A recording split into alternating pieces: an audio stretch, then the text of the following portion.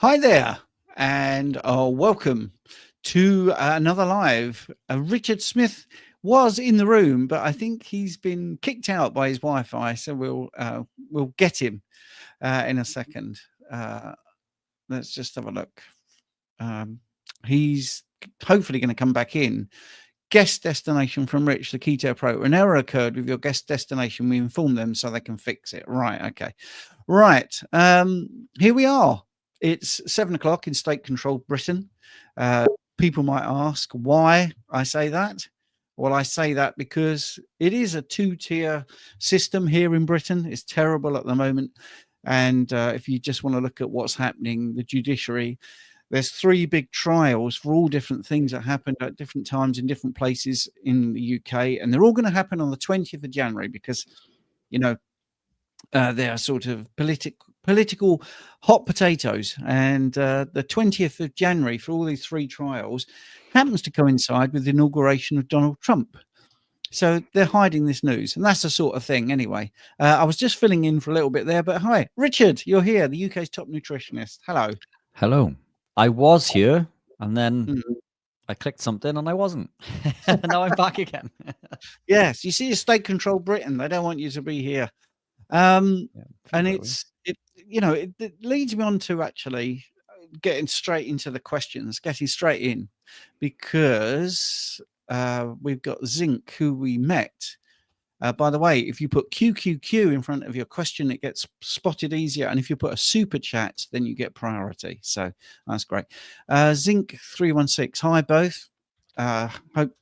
Hope you're both doing well. It was nice to meet you at the Healing Humanity and to be among like-minded people. Yesterday, it was my birthday, and I was in conversation with friends about my cholesterol levels when trying to talk to them about the research, etc. They laughed it all off and almost branded me a conspiracy theorist. How do you deal with the amount of pushback? Now, as I was saying to Richard before I started, tomorrow I'm going to release a PDF. And if Rich is okay, can I just screen share? Do you mind, mate? Go for it. Okay, right. Because I have this all the time, so I put all this in one place, and it's a PDF, and it will talk about statins. It will talk about cholesterol. It will talk about studies. 73 pages. It is written in a nice way, so it talks about my family and how it sort of first affected my family, which is what most people say. Then there's a little history lesson, for instance, in 1913. It all started with force-feeding rabbits. Force-feeding rabbits cholesterol, yeah, and that was able to produce plaques in the rabbits, which is obviously a great thing to do because if you feed a lion grass or you feed a cow some steak, what's the outcome's going to be? I don't think they're going to be very healthy. But anyway, so 1913 we were feeding rabbits, force feeding them as well, cholesterol, and then I've got a little history about how by the 1950s how companies were trying to develop statins, and then about the side effects, like hair loss, skin inflammation, accelerated progression of plaques, which was the whole thing. All of these, by the way, would be clickable links. And then all the other things like animal studies, 44 rats. The only survivor was 1, so 43 died. But they carried on, even though they had a $50 million lawsuit. Again, all of this is all matter of record. So yes, 1,500 civil lawsuits suits were filed for injury by this drug. So then we go into a little bit later on, 1976. And again, we find that these drugs were causing big problems. Half the dogs they tested were getting intestinal lymphoma and cancers and all this sort of stuff. Wow. 2005 we get into. We find that I've jumped ahead. 2001, Bayer, despite trying to hide this, billions of dollars in lawsuits arising from the harms caused by a statin. Again, public record, so your friends can see this. This is a pharmaceutical company that's got a track record. You know, this was only 4 years ago, paying out 15 billion to settle that case. Here we are, the Office of Public Affairs, US Department of Justice, talking about them because they're receiving kickbacks and making false statements relating to drugs. And then we get into the side effects, and we talk about all the different side effects, symptoms resembling dementia. We got a study about that. Osteoporosis, got a study about that. Erectile dysfunction, study about that.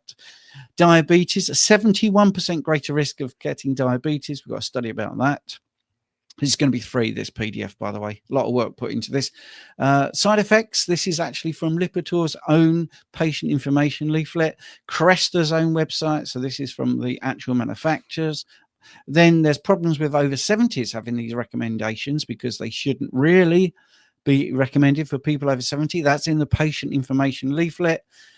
We've got Rory Collins of the Oxford University, who claims that there's not many side effects from statins, and yet he's patented a special thing, a test designed to identify patients susceptible to side effects of statins.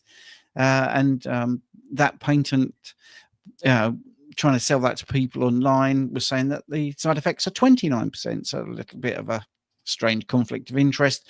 And I go through all the different people and all the different fines and how they get funding, so it's all a bit dubious. I go through loads and loads of studies here, how they exclude trials. They actually write it in a meta-analysis. After excluding 4 trials in which statin therapy did not demonstrate effectiveness, they then did a meta-analysis of how effective statins are. 2016, more precautions in patient information leaflets. Talking to ChatGPT, I'll show you how they say things like, I was wrong to cherry pick data and create a narrative that wasn't supported by the actual numbers. So even ChatGPT does what we tell you. Everyone does. They interpret the data how they want to. So there's examples of that. This is actual studies. This line here is showing you whether these things are effective or not. And the line, if it goes over the middle line here, the hard line, if it crosses that, it means it's not really effective. So this is statins for 55 to 60, not really effective. 70 to 75, not really effective. 75 and up, not really effective. Constantly this happens. Don't forget, this is the best they can come up with, even though 4 trials are excluded. And I explain that table so people can read that, a little bit more about ChatGPT and statins. And I know we're talking about statins, but then I'm going to flick through because there's loads of research. Do statins extend lifespan? Well, yeah, it looks like by 4 days. Even with all those side effects, it might make you live longer by 4 days, which is really great. Then we talk about the Jupiter trial, which is a really big trial, and what's wrong with that, which there's hundreds and hundreds and hundreds of things. Statins adversely affect cognition and worsen dementia. And this is studies where people started to get very forgetful, and they were on a statin. They took the statin away, and Alzheimer's and dementia disappeared. They put them back on statins, and it came back. They call that re-challenge of statins. A kidney disease with them, musculoskeletal conditions, lowering testosterone, erectile dysfunction, ALS. That's pretty frightening, actually. Then I tell you how reporting odds ratio is worked out, and how much these things are so bad to cause you problems. You know, this statin is 17 times more likely to cause you an issue than to actually fix you. So it's quite good. Then I talk about relative and absolute risk. Again, trying to keep it in real world examples. If a drug ad says 44% reduction in heart attacks, this could mean going from 2.7 to 1.5 people per 100. You know, it's not really a big thing. And I show you what 44% reduction is. There's placebo, there's statin use. I'll show you what it looks like on an actual graph. It doesn't really look very good, does it? And don't forget, these are from studies that have deliberately left out ones that don't show good results. This is the best they can come up with. Then I go into CAC scores and how statins don't help anybody with a 0 CAC score. And then number needed to treat compared to number needed to harm. So that's explained, and it shows you that with one of the statins, for instance, you have to treat 217 people for one person to get some benefit, but only 21 will get some muscle damage. So 1 in 21 get a side effect, and 1 in 217. And then I get into some paradoxes, which make you think differently about cholesterol. If cholesterol is really bad for you, then why do people, as they get older, have lower levels of cholesterol? Why do they die more frequently? The Japanese paradox, the French paradox, there's loads and loads of different things. Gender puzzle, and I put some nice analogies into there. And literally, I just go through what really causes problem. High cholesterol, right? So it's still 1 death per person. Doesn't really mean anything. High cholesterol, high LDL doesn't really mean as much as high blood pressure. High insulin, look at that, nearly 7 times as much as the other 2 or other 3. So there's loads of things here, loads of studies. You can click on all the studies, and then we get into pretty much proof that it isn't cholesterol that's causing a problem. CAC scores. I'm nearly finished, Richard. This is quite an interesting graph. This is like white men, European men, white women, European, and this is CAC scores as they get older, going up to 1,600, even in men up to 4,000. And then this is a different indigenous population. They don't have coronary artery calcium scans that go up to sort of thousands. They're barely in the hundreds, some of them. Much less. Look at that, much less. The men here, much, much less than over here. What's the difference? Do these have really high levels of cholesterol? No. The only difference between this one and this one is high insulin. The only difference between the women here and here is high insulin. It's nothing to do with cholesterol. That's a game changer, really. So insulin is the most likely issue. Hundreds of studies that prove that association. Is low LDL a problem? Yes, there's lots of things saying that low LDL is a problem. Loads and loads and loads and loads of studies. One for Richard there. Mevalonate pathway talks about that. I've actually done some nice graphics of that pathway, and there's just hundreds of things. These are actually the side effects from the manufacturers, from their own studies, saying exactly what you said. Is low HDL a predictive factor? Well, look, this is risk of heart disease after 4 years. This is increasing LDL bad cholesterol. If it increases, look, it doesn't do anything much. But if you add in decreasing HDL, that's the problem. If you've got low HDL and high LDL, it's a problem. But if you've got if you've got high HDL and high LDL, it's not a problem. So this is it. Clinical trials. Why are all the statin trials that are put out there all before 2003? That's because in 2003 there was a huge court case where a drug company were found to be lying about everything. This happens time and time again. They actually caused the death of, I think, about 34,000 people. It was absolutely proven in court. 88,000 Americans had heart attacks from taking this drug, and 38,000 of them died. And that was just too much. You couldn't hide it. It was in the Lancet. And so after that, they changed all of the reporting, and that's why the studies now are so different. If you give this PDF to somebody, like I say, I'm going to give it out for free.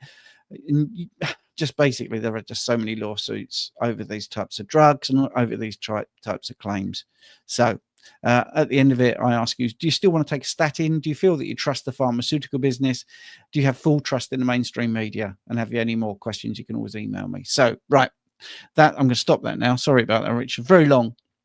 But I just wanted to say, if you want lots and lots of information, it's there. It's there. And I'll send that out on the school community. They'll get first dibs. But just email me if you want that. How was that? Fantastic. Loved it. Look forward to that. Yeah. I've spent a whole 7 days just doing that. So I'm going to put some nice graphics in as well. Oh, there was one other thing, by the way. You can go on what's called the Q risk calculator. Can I just share that one last thing, Richard? Go for it. Fire away. Yep, right. This is pretty nailed on as well. This is backed by the NHS. The NHS use this. This is looking at your risk of a heart attack within the next 10 years. This person's got high cholesterol of 8, 309 milligrams per deciliter, LDL 5, 193 milligrams per deciliter. But they don't have diabetes. Their chances of having a heart attack are 3.1%. If we just change this one thing, and this, like I say, this is on the NHS, they recommend using this calculator. Ready? It's 3.1%. If you only change that they haven't got diabetes to diabetes, it doubles your risk of a heart attack. So high blood glucose, which of course comes with high insulin, is the thing that seems to be the big problem. Right, that's me. If you really love the mainstream media, I do apologize. You're not going to like that PDF. Right, let's get Richard involved. Gaza, hi chaps. I want to upgrade my brain. Where to start to understand the Krebs cycle, beginning at talk to me like I'm 5 level. Greetings from Greetland.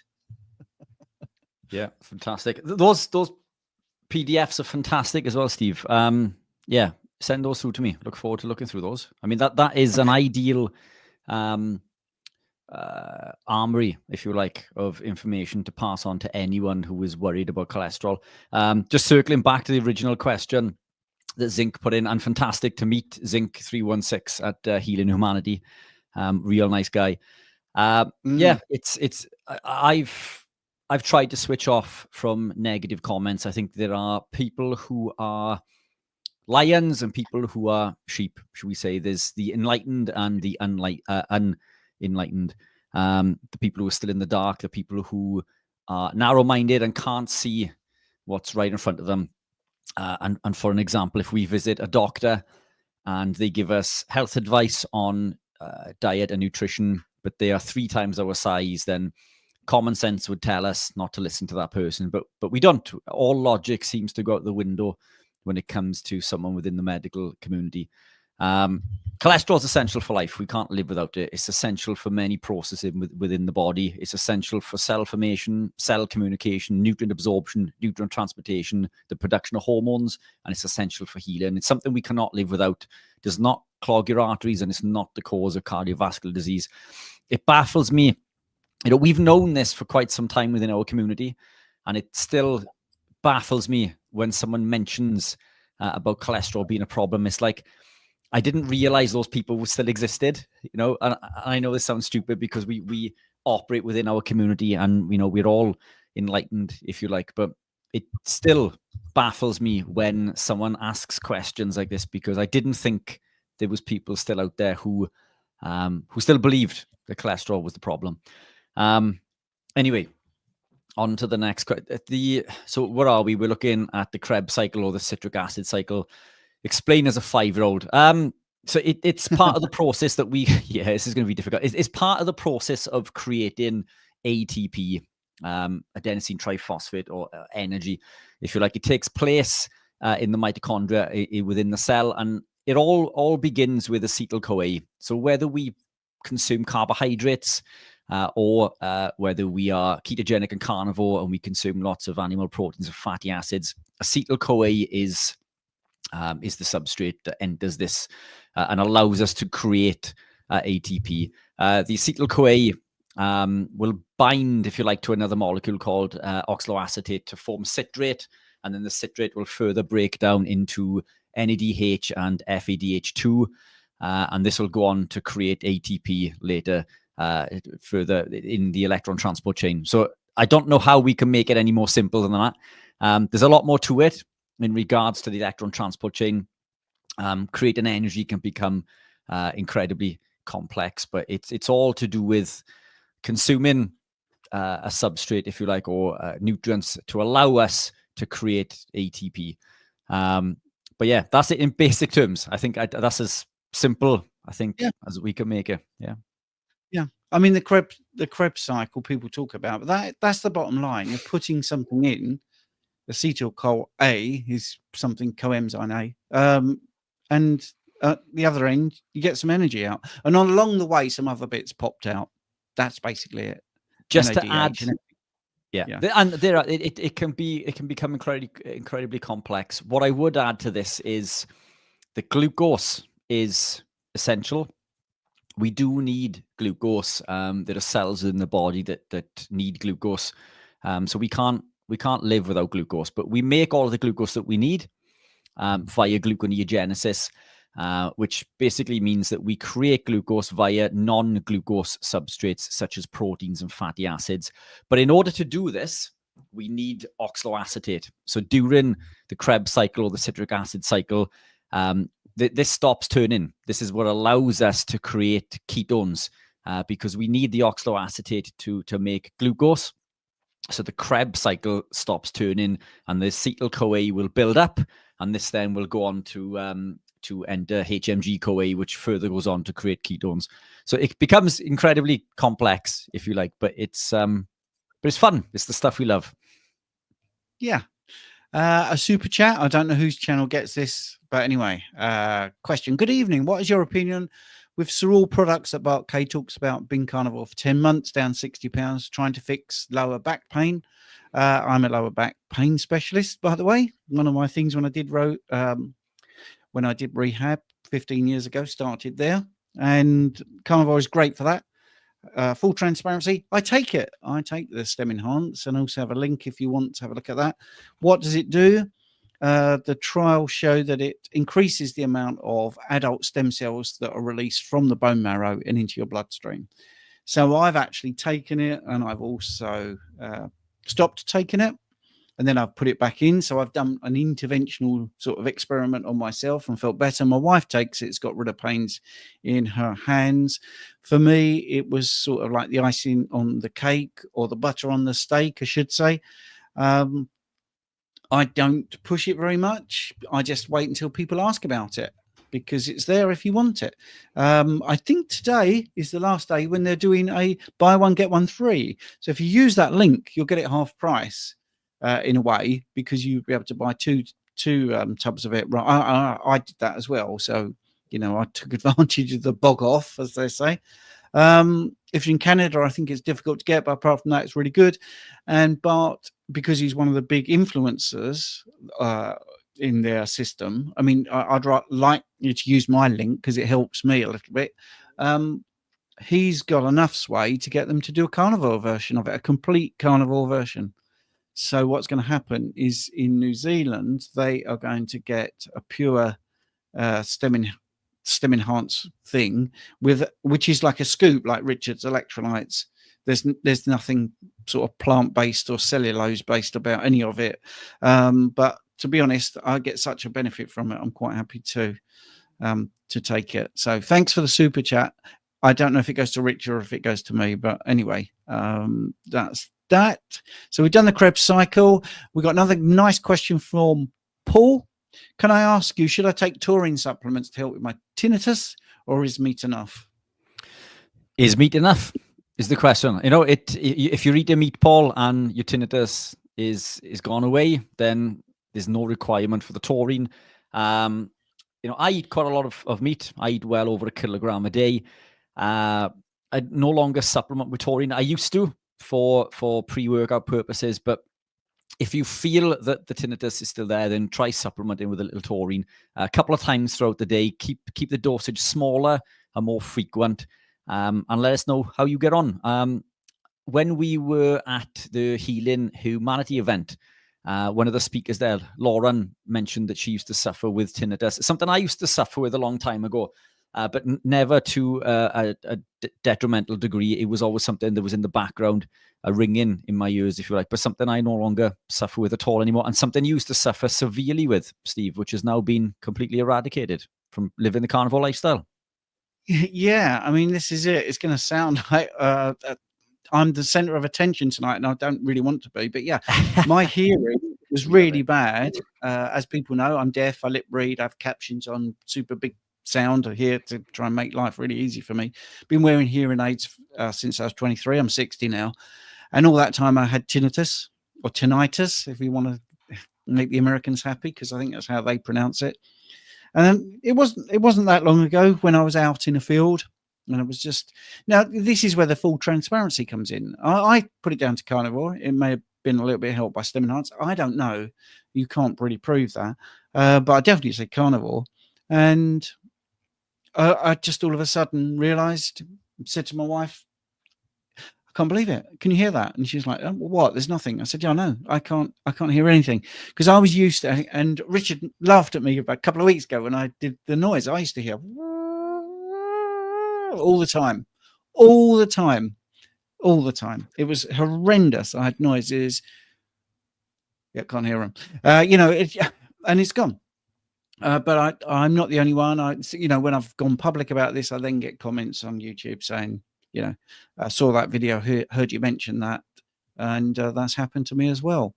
Now, I have heard that taurine has helped many people. I saw Jonathan's in the room. I know Jonathan knows a lot about taurine, and he's a big fan of taurine as a supplement. That's carnivore muscle. I think it is a really good supplement. I don't feel I need it because I think I probably am getting enough taurine from the diet. So that's why I don't supplement with it. But I also understand why some people do, because they feel they need that extra boost. Gaza is just backing that up, actually. Paul, it helped me in that respect. Tadalafil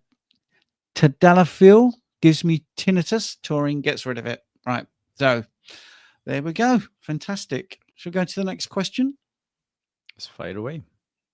Yeah. This is from Ed. Hello, Ed. Hi, guys. Been waiting for this. Your opinions on allergies and carnivore. Yeah, fantastic question. Most allergies I find come from the plant kingdom. So when we gravitate into a carnivore lifestyle, most of these seem to be eradicated. The ones that people still suffer with tend to be things like histamine intolerance through aged meats or ground beef or mince meat can still cause problems. But generally, allergies and everything else seem to clear up extensively. If we look at most of the conditions that we suffer with in regards to health and well-being, a lot of them come from intestinal permeability, which come from plant compounds such as lectins and phytic acids and other compounds will bind to the enterocytes lining the gut, and they basically poke holes in the lining of the gut. In simple terms, I'm trying to explain things a lot more simply. I did a consultation this week, and by a very good client of mine, and a real nice guy. And he said, the science is fantastic, but you need to simplify things, because the second you start talking about certain pathways, I just switch off. So I don't want people to switch off. Plant compounds are detrimental. They're anti-nutrients, and they poke holes in the gut. They lower the immune system and leave us more susceptible to other pathogens and so on and so forth. So living a carnivore lifestyle in many cases seems to eradicate most of these things. It does take time. Some of us seem to eradicate most of these issues in a few months. But as Stephen and I have mentioned numerous times previously, this can take as long as 6 to 12 months. So stick with it. The stricter you can be, the more benefit that you're going to see. But I do believe that this is achieved via incremental changes at best. So, I mean, you can gravitate straight into a strict carnivore lifestyle. But many of the people that I work with who tend to do this tend to struggle and suffer with lots of detox problems. So I do believe an incremental approach can be more beneficial. The creme de la creme is the beef and lamb, grass-fed beef and lamb. Some people do suffer with tolerances to pork and eggs and chicken. I still consume all of these things, although I do eat pork and chicken maybe once a week. Beef and lamb predominantly, and everything else as and when I see fit. But for sure, it's gravitate into this lifestyle, and you'll find that all of these things tend to either improve greatly or completely vanish. Yeah, great answer. Yeah, don't lose the science completely, Rich, because people tune in for the science. I think the thing is, I mean, like I said with the statins thing, the studies are there, but that's got a lot of science in it. But also, I think I give people analogies and then say, right, okay, absolute risk versus relative risk. What does that actually mean? And then add a bit more science. You do it perfectly. You do. Just don't worry about it. I mean, people like it. But anyway, right. I'll just talk about my allergies, because I see the questions coming up, so I know I'm going to have to talk about stuff because it matters. I mean, I was hospitalized before I got to age 53 times with allergies, twice from eating fish, which I didn't realize was in the ingredients, which is an argument or a discussion for another day. And I had terrible hay fever. I had to wear sunglasses all the time. Very sun sensitive, all of that sort of stuff. And when I went low carb, everything started to improve. When I went keto, which was after 3 years of low carb, I did a two-year stint on keto, and I got to age 55 and I went carnivore, and all the allergies just went away. Honestly, it's incredible. I can't believe the difference. That does not mean you're immune to it. And like Richard said, it takes a time to get rid of them. Maybe I was really lucky, or maybe my allergies were so bad, just getting that instant relief. But things like, now this isn't an allergy, but it's analogous. It's a similar thing. For 40, 50 years, I had athlete's foot, and I did everything to get rid of athlete's foot. All the mainstream things, powder in my socks, powder in my trainers, duct tape, acid, all of these things to get rid of athlete's foot, really drying between your toes, using a hairdryer between your toes, all complete BS, all complete BS. Soon as I went low carb, it just went. Literally, I'm not even careful when I get out of the shower. I just walk around and my feet just dry naturally. I don't go mad. I don't use hair dryers and stuff like that. And wow, they've all gone. So that's that. Right. Okay. Next one is a really interesting question. Well, they all are actually. This is from Stu. I primarily eat meat, but no organ meats. Should I worry about my calcium intake? I always use that analogy of lions and lionesses and cubs. They don't take calcium supplements, and they seem to be able to produce milk, and their bones seem to be really good, and yet they eat just muscle meat. Where do they get the calcium from? Well, they eat muscle meat, and they can produce milk, and their bones are pretty strong. So if you look in nature, there's no worrying about the lack of calcium. Calcium is really tightly regulated, and I always use that analogy. But Richard, you dive in and put some science on the table. No, fantastic. It's, we're told from a young age that we need lots of calcium for strong teeth and bones. But there are some caveats to this. So calcium, we need K2, which we get from animal proteins, and we know about this. But also to heal and repair and build bone, we need a number of other things. We need calcium, we need phosphate, we need sodium, and we need protein. So those are the 4 things that we can't build bone without. And in fact, calcium absorption is directly sent to the bone via sodium. So we need sodium. Studies have shown that we can reverse osteoporosis in people aged over 65 with severe osteoporosis with increasing just animal proteins, because animal proteins contain everything that we need. Calcium is incredibly important. It's found in 99% of the cells within the human body. So it's critically important, but the amount we need in most cases is a lot less than we're led to believe. And we also need it at around an equal ratio to magnesium. So if we are to consume, calcium supplements, then it could be problematic potentially, because now we're offset in the ratio of calcium to magnesium, which is why we cramp, by the way. So it's calcium is excitatory to the muscle, and magnesium calms the muscle. So we need this this ratio. But plenty of calcium can be found in all animal proteins. If we are living a carnivore lifestyle and we do eat eggs are very, very high in calcium, around 24, 25 milligrams per 100 grams, or they per egg. Actually, I can't remember, but it's incredibly high. I'm sure it's per egg. Very, very high in calcium. But animal proteins, muscle meats, plenty of calcium. We don't need to supplement with that. We certainly don't need to be drinking A2 dairy, which I'm not against, but we get plenty from the animal proteins. We don't need to be consuming the organ meats for this. There are reasons to consume the organ meats, which we can get into later if we have a bit of time. But you're not going to be short of calcium, magnesium, potassium, or sodium if you eat adequate amounts of muscle meat, providing your requirement isn't going to be excessively high. If you work out and train a lot, then you may require additional supplementation of 1 or 2 of those electrolytes. But yeah, generally we can thrive. There are ways you can get it from nature also. So you can eat the connective tissue on the bone. So when you get your meat, the connective tissue is very high in collagen and electrolytes. The knuckles on the bones, the bone marrow. So if and when I eat chicken, I eat the knuckles on the bone. I eat the soft bones also. You can make bone broth. You can buy bone broth. You can crush the bones yourself.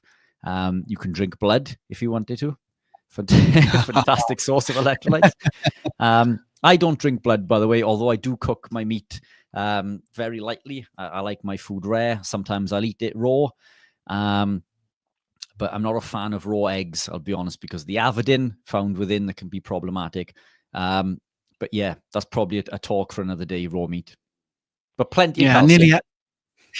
I nearly had my Rocky poster up under my medals today, because that's when I first ever tried raw eggs. Because I think in the first Rocky movie, he has 3 or 4 eggs and he just gulps them down. But I actually quite enjoy them, and also have them in coffee every so often. Right. Just a little bit of feedback, no pun intended, because we're talking about tinnitus.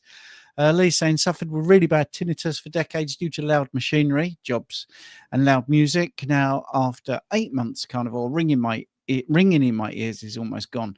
Fantastic. And I don't really get a chance to put all the comments up because we get so many questions, but it's really nice. I read your comments, so those people supporting the things we're saying or giving us feedback is great. Other people can see them as well, so that's fabulous. Right, Gemma, big supporter of the show, which is time to sort of plug the fact that you can give us super chats. It really does help the channel.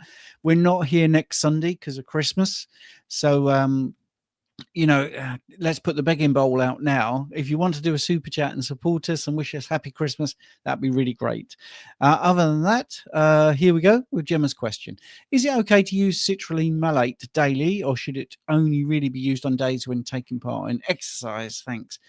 The citrulline is part of the urea cycle, isn't it? It gets rid of ammonia, so I think that's partly how that helps. But we've got an expert in the room about supplements, so I'm going to hand over to Richard on that one. Yeah, brilliant question, Gemma. Fantastic effort in the local High Rocks comp as well. I think you may have been there the day after I was there, but yeah, I've seen your posts on social, so fantastic. Citrulline, I take it every day. So I've got electrolytes in there. I've added some citrulline to it. Citrulline malate or citrulline base. You can also get, which is the raw form of citrulline that isn't bound to the malate. Generally, they're bound in a 2-to-1 ratio.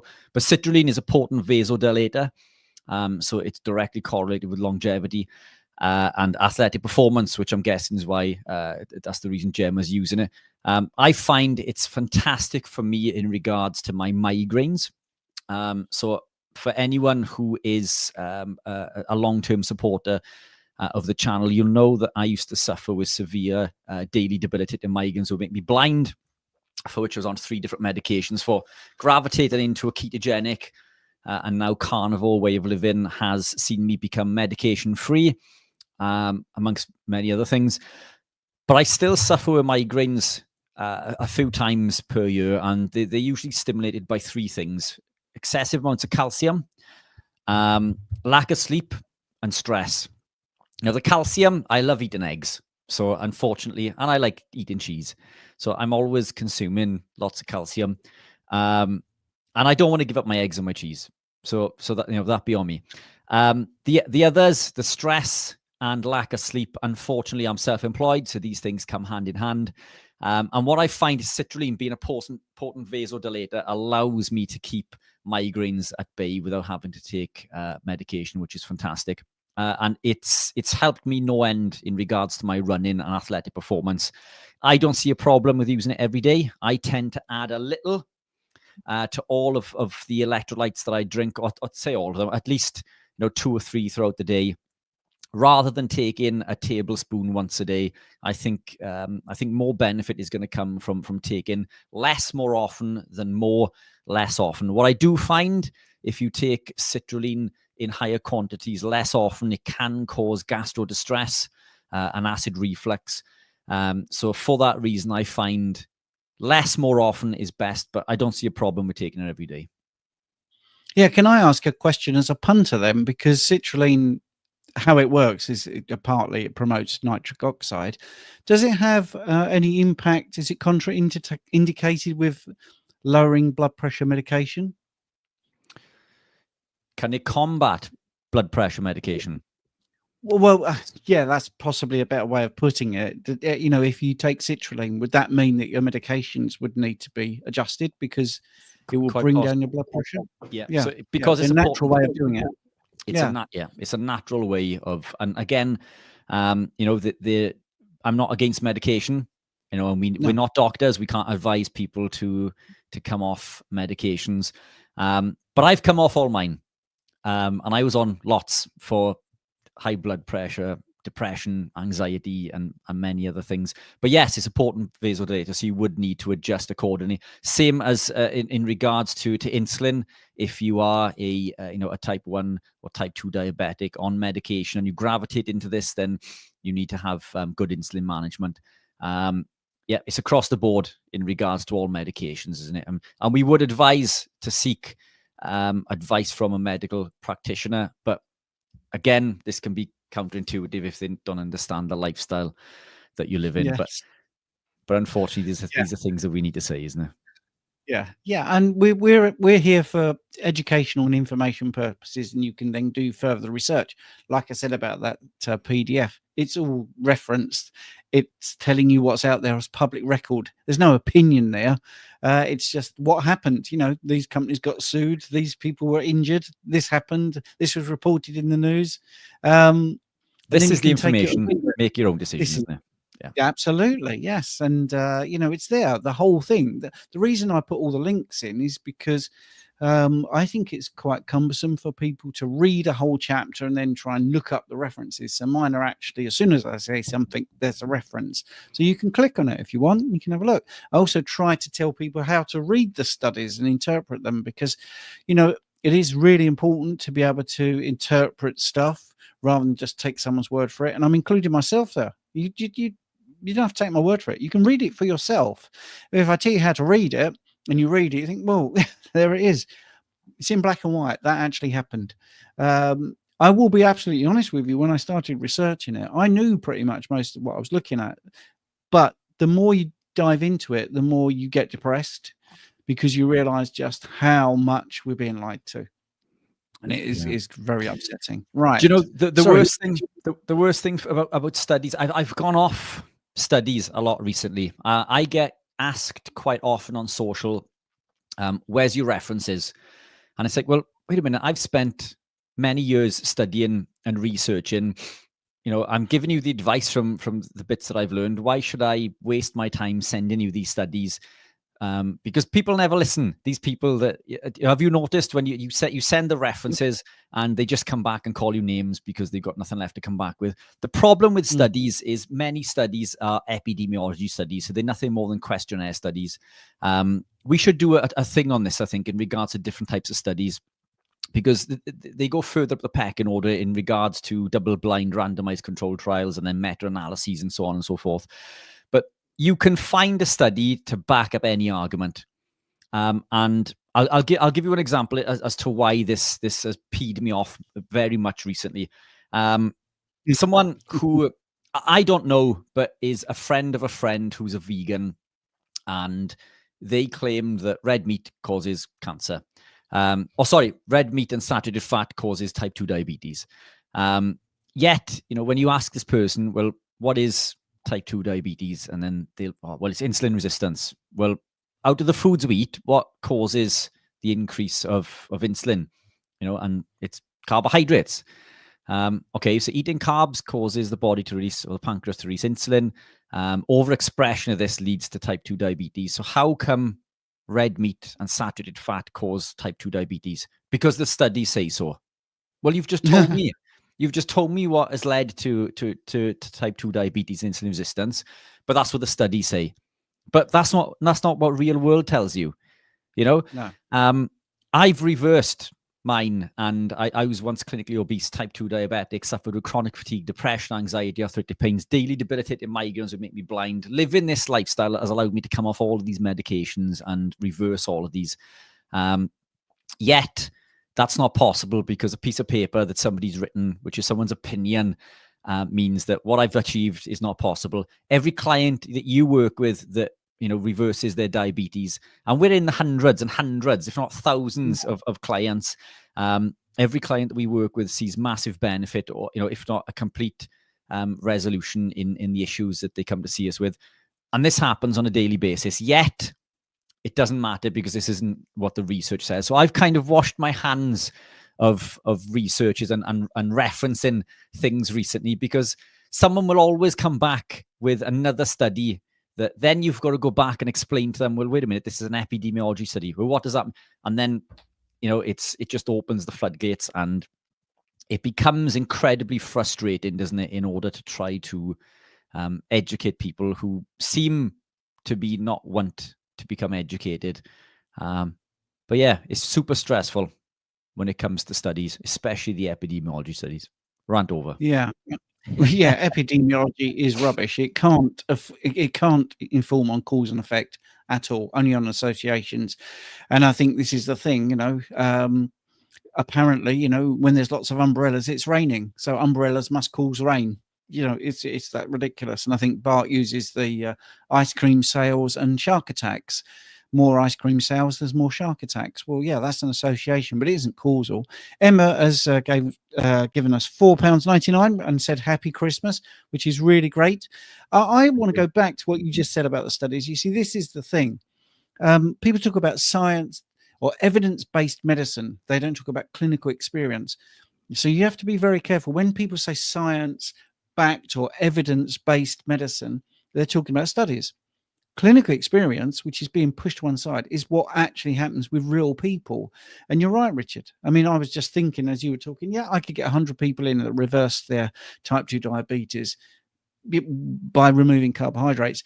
And I'm sorry to be picky, but the actual definition of diabetes is chronically elevated blood glucose. That's actually what it is in the textbook as a diabetes specialist. So what pushes your blood glucose up high chronically, what elevates it, is carbohydrates. It's not red meat. So if you just go into like a dictionary definition, it doesn't make any sense. If you go into what real people are doing and reversing their type 2 diabetes, eating meat, it doesn't make any sense. I agree with you 100%. Those studies are in there alongside the sort of things we're actually saying. So anyone says, yeah, but this is just anecdotes. Oh yeah, but although that makes sense, there's no science. They've got everything then. So Zinc 316 can go, well, look, there's everything there. And there's also, you can watch Richard's channel, you can watch Stephen's channel and see real people getting better. But yeah, you're right. There's a lot of people won't pay one iota, because once they've decided, that's what they've decided. But it's things like, idiots like Andrew Marr on the BBC. I hate the way this country is at the moment. It is state controlled. Andrew Marr is saying the BBC never censored me. Well, of course you were never censored. You agree with everything they say. No one's going to censor you if you just, a whipping boy or a little puppet. So they live in this world where they think, oh, no one's getting censored. I never get censored. Well, of course not. Because you think the same way. Because you've been indoctrinated. Anyway, right. I'm close to a rant. I don't want to do that. So a couple more brilliant super chats. Thank you so much. BB, hi guys, what's the best way please to deal with osteoporosis for mature female post chemo, and what tests are easily available? Thank you. Eat meat. I don't know where in the world you are. I mean, Osteo Strong, incidentally, is a science-based but evidence-based and also clinically experienced-based piece of kit. The guy that invented the X3 bar, actually, that's what he did beforehand, and he shows that you can reverse osteoporosis with resistance training and proper diet. And he's a carnivore, by the way, which is really interesting.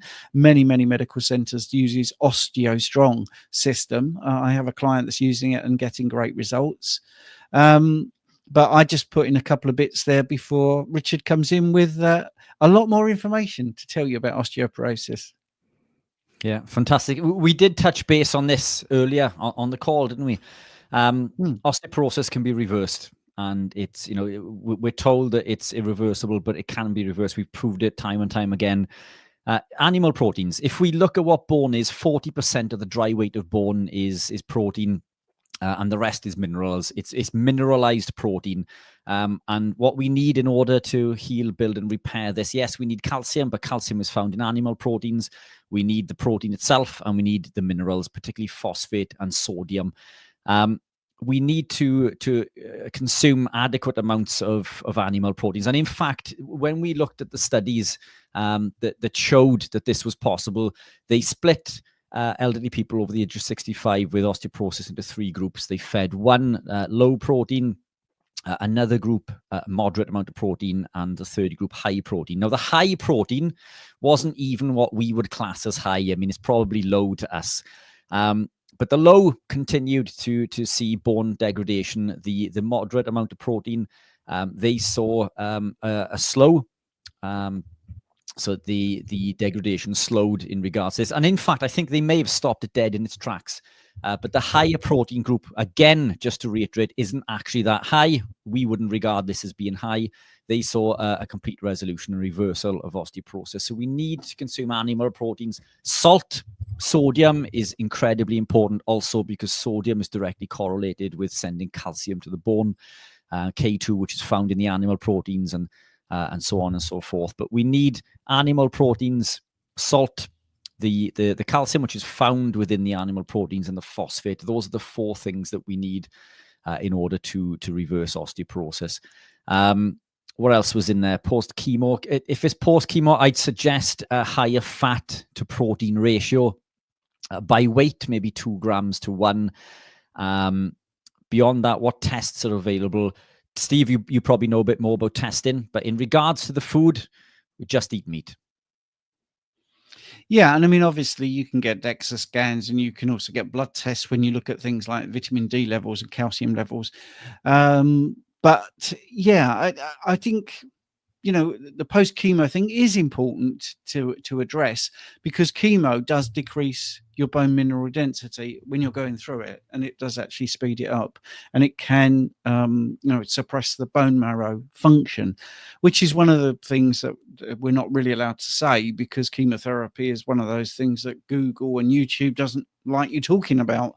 But it does it. You know, I've had people in rehab that have had chemotherapy, and getting their joint function back is harder, but it can still be done. Once you're over it, it can be done. So yeah, that's a great question, actually.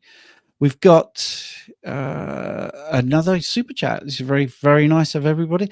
I have many unhealthy loved ones who would never go carnivore, but wondering if they just start eating much more carnivore foods overall, do you think there would be any benefits? Thank you so much, and Merry Christmas. Oh, absolutely. Absolutely. I mean, if you went 70% carnivore from vegan or vegetarian, all of a sudden you'd have much more bioavailable proteins, you'd have better essential fats, you would see a difference. I mean, myself and Richard, we have this thing, well, it's Richard's baby, really, called Fat Club, which you can get on the school community. It's an extra payment because there's so much content there. It's like 8 weeks, every single day we talk about it. And in the first couple of weeks, it's not about going carnivore, it's just taking things like bread and potatoes out. And people get huge benefits just taking bread and potatoes out. Just changing those 2 things. I mean, they are 2 of the worst culprits. You would not believe it, actually, the difference that you can get just in the first couple of weeks. And Richard runs that face-to-face, and also we have it online. And it's fabulous, isn't it? I mean, so yeah, that's a great question. But yes, they would definitely see some benefits, even going partially carnivore. Yeah, we covered this in the school group last week, didn't we? In regards to family members who would not gravitate into a ketogenic or carnivore-based lifestyle, but you don't even need to use those terms. The Fat Club or the Healthy Living Club, which is available in school, and we'll get a link popped into the comments, because Stephen and I are live in there in 7 minutes for another 30 minutes in our school group. And we touched base on this last week. Basically, you know, one of the things that I teach is I teach healthy living. I don't teach keto or carnivore or anything else. I teach optimal health and healthy living. And in order to achieve this, there are a number of things we can do, like removing the compounds that are causing the most damage. And for me, these 2 compounds are going to be seed oils and grains. If you can remove grains and seed oils from your diet, you are going to be exponentially healthier and fitter. And we explain why in the school group, and why grains are damaging to the intestines, and why they cause autoimmune disease, and why the oxidized omega-6 and seed oils are detrimental to your health. These are easy sells to family members. You can show them these things. You can easily convert them away from grains and seed oils without even mentioning ketosis or carnivore lifestyles. You don't have to mention anything. You just highlight the fact that these compounds are detrimental, that the body is made of proteins and fats. Therefore, by default, by consuming less of the grains and less of the seed oils, then we naturally consume more of our real foods. And we showed a shopping list, which maybe we'll put on again in the school group, Steve. I think it's I think we'll pop that back up when we're live in there. The school the school group shopping list. It shows a list of foods that anyone will tell you are healthy. Nobody can argue that everything on this list is healthy because they're real foods. So this, for me, is the easiest way to guide family members and friends into a better way of living. But that is a fantastic course. If anybody wants to gift that to a family member, I think that's a fantastic gift to pass on to a family member in regards to education and health and well-being, or even gift them the school group for a month or two to join us and ask some questions. Yeah, and I put a link to the school group in the chat if you want to join, because like Richard says, in about half an hour, in about 5 minutes, we'll be doing another half hour of live question and answers as we're doing here with the members, which would be really great.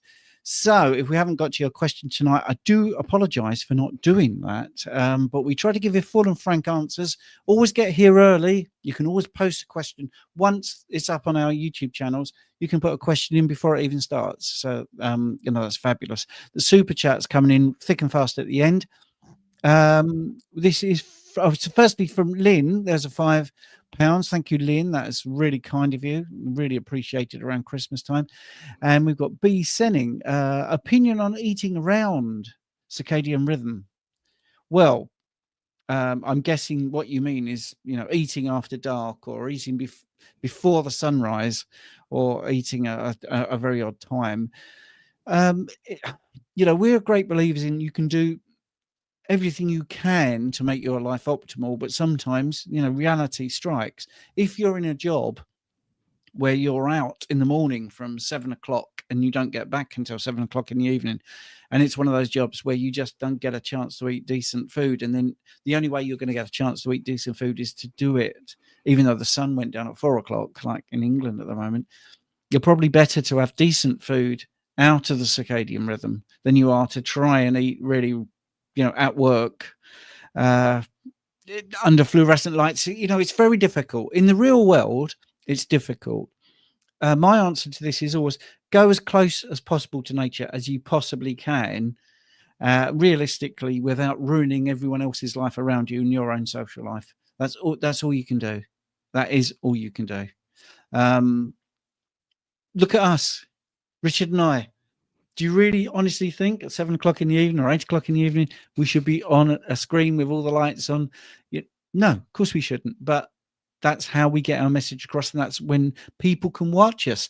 If we decided to do it midday on a Monday, no, we wouldn't have 171 people in the room. It'd be just completely pointless. So, we live in the real world, but yeah, absolutely. If you can fit in with your circadian rhythms or as close as possible, definitely do that. Yeah, spot on. Completely agree. Thank you very much. So I think we're coming up to the last couple of minutes. So yeah, if you want to go onto the school group, I put the link in the description, in the chat, sorry. I'll do it again and just show you what happens if you go there. I'll just show you the screen, and then you know exactly what you're letting yourself in for, which is some really good content and some really good things. So when you get into the school group, you can go straight to the calendar.